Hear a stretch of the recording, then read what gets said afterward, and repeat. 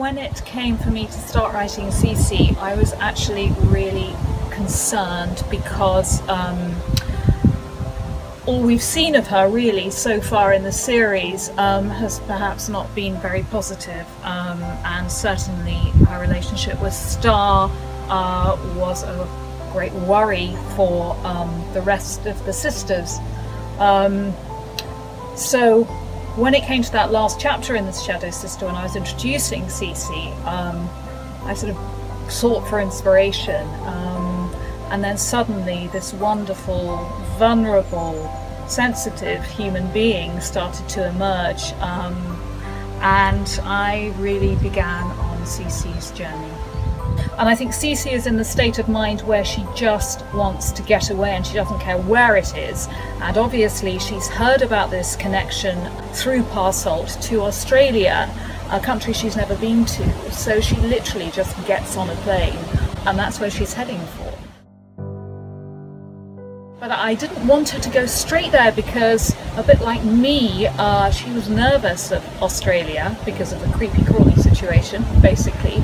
So I decided to stop her journey in Thailand so that she could gather up the courage to actually take the next step and move on to discover her past.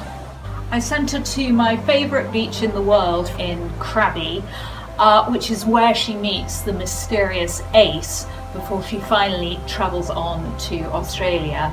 The country was a complete revelation for me as much as it was for Cece, and I fell completely in love with the Never Never, and my favourite moment of the entire trip was going out to Hermannsburg Mission to see the birthplace of Australia's most famous Aboriginal painter, Albert Namatjira.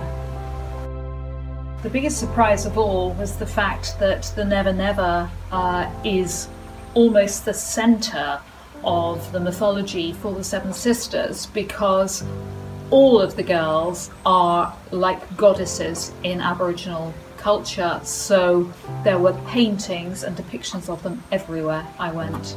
I have to say that writing Cece was a real revelation for me. I ended up totally captivated by her truthfulness, honesty, and sheer determination to move on. But just like Cece, I had to move on too at the end of her story, and so I moved on to Tiggy and sat down to write the first part of her story. And all I can say is that the end of The Pearl Sister is pretty dramatic stuff.